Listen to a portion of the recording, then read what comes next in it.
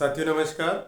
आप सभी का पहाड़ी स्टडी क्लास में बहुत बहुत स्वागत है। साथियों, आज हम एक और अलंकार का रूप देखेंगे, एक अतिशयोक्ति अलंकार। तो साथियों, आज हम देखेंगे कि अतिशयोक्ति अलंकार क्या होता है।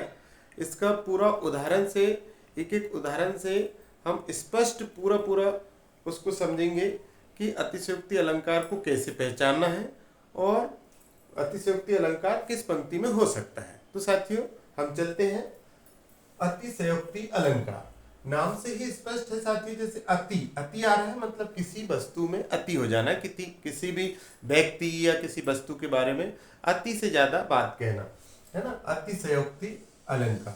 तो साथियों, इसकी सबसे पहले हम परिभाषा देख लेते हैं। परिभाषा जो है इसकी, जब किसी बात का वर्णन बहुत बढ़ा चढ़ाकर किया जाता है उसे अतिशयोक्ति अलंकार कहते हैं।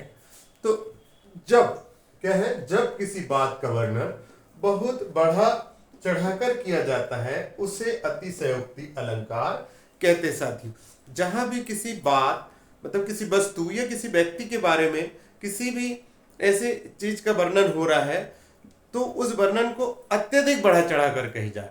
किसी भी चीज या किसी के भी वर्णन की एक सीमा होती, उस सीमा को हम जब लांघ जाते हैं, उस सीमा से बाहर चले जाते हैं, तो वहां पे अतिशयोक्ति अलंकार होता है। साथियों, किसी भी वस्तु का वर्णन करते समय एक सीमा निश्चित होती, उस सीमा से हम जैसे ही बाहर गए तो वहां अतिशयोक्ति अलंकार होगा। तो साथियों, अतिशयोक्ति अलंकार को हम और भी अच्छे समझते उदाहरण के माध्यम से। तो चलते, हमारा पहला उदाहरण है, हनुमान की पूंछ में लगन न पाई आग, सारी लंका जरी गई, गए निशाचर भाग। तो देखिए साथी, हम जब तक किसी पंक्ति का अर्थ ना निकाल ले तब तक हमको कैसे पता चलेगा कि वो वहां कौन सा अलंकार है। तो हम पहले इसका अर्थ समझना होगा, तो हम स्पष्ट समझ जाएंगे कि यहाँ कौन सा अलंकार है। देखिए, हनुमान की पूंछ में लगन न पाई आग। अभी तक हमने क्या देखे साथियों, हमने देखे कि हनुमान की पूंछ में आग लगाई जाती है और वो सारी लंका को जला देता है, ठीक है ना।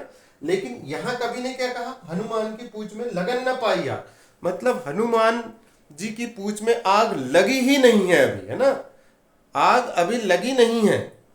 और उससे पहले ही क्या हो गया, सारी लंका जली गई, मतलब हनुमान की पूंछ में आग लगने से पहले ही सारी लंका जल गई और गए निशाचर भाग, सारे जो निशाचर राक्षस थे वो भाग गए डर के।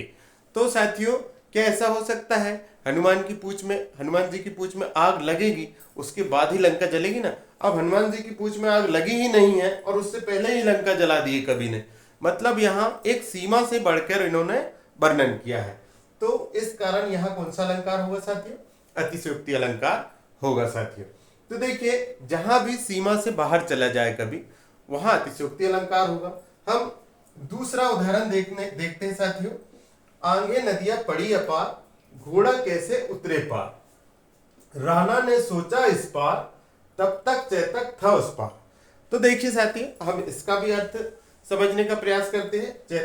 चेतक किसके घोड़े का नाम था साथियों, महाराणा प्रताप के घोड़े का नाम था चेतक, है ना।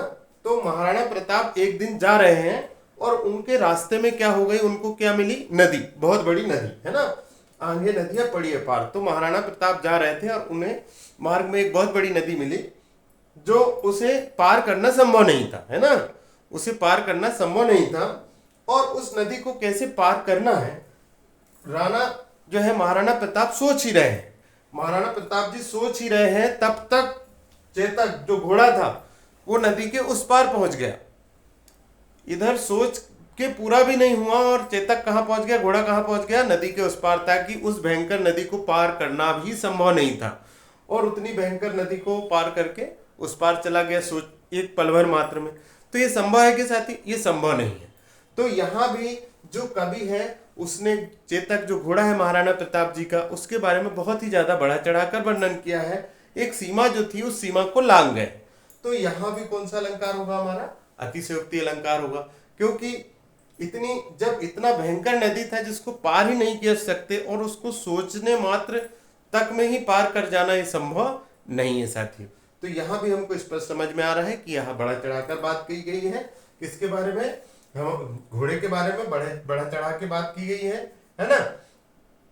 तो यहां भी कौन सा अलंकार होगा हमारा, यहां हमारा होगा अतिशयोक्ति, क्योंकि जो चेतक घोड़ा है महाराणा प्रताप जी का, उसके बारे में बहुत ही ज्यादा बढ़ा चढ़ाकर बात की। अब हम एक और उदाहरण देखते हैं साथियों, तीसरा उदाहरण, लहरें व्योम चूमती उठती। अब देखिए साथियों, यहां लहरें व्योम, व्योम मतलब होता है आसमान, ठीक है। अब लहरें व्योम चूमती उठती, लहरें उठते तो हमने देखा है समुद्र में, नदियों में लहरें उठती हैं, लेकिन क्या लहरें उठ के समुद्र को चूम सकती है, समुद्र को छू सकती है? ऐसा कभी नहीं हो सकता साथियों। लेकिन कवि ने यहाँ इतना ज्यादा बढ़ा चढ़ा के वर्णन कर दिया कि उन्होंने कहा कि भाई लहरें ऐसी उठी कि उन्होंने समुद्र को छू दिया, समुद्र को क्या है, चूम लिया, समुद्र को छू लिया। तो ये संभव नहीं है। यहाँ कवि ने बात को बहुत ही ज्यादा बढ़ा चढ़ा कर कही है साथियों। इस कारण यहाँ भी कौन सा अलंकार होगा, अतिशयोक्ति। तो साथियों हमने ये तीनों उदाहरण के माध्यम से समझे कि जहां भी जिस भी पंक्ति में बहुत ज्यादा बात को बढ़ा चढ़ाकर की जाए, किसी वस्तु के बारे में, किसी व्यक्ति के बारे में, जिस भी वस्तु का वर्णन कर रहा है उसके बारे में बहुत ज्यादा अगर बढ़ा चढ़ाकर बात कही जाए तो वहां अतिशयोक्ति अलंकार होगा साथियों। साथियों पूरा मुझे आशा विश्वास है कि आप सब इस अलंकार के बारे में समझ गए होंगे। तो साथियों चैनल को लाइक एवं सब्सक्राइब अवश्य करें साथियों, और मिलते हैं नेक्स्ट अलंकार में अगले वीडियो में। तब तक के लिए नमस्कार साथियों, वंदे मातरम, जय हिंद, जय भारत।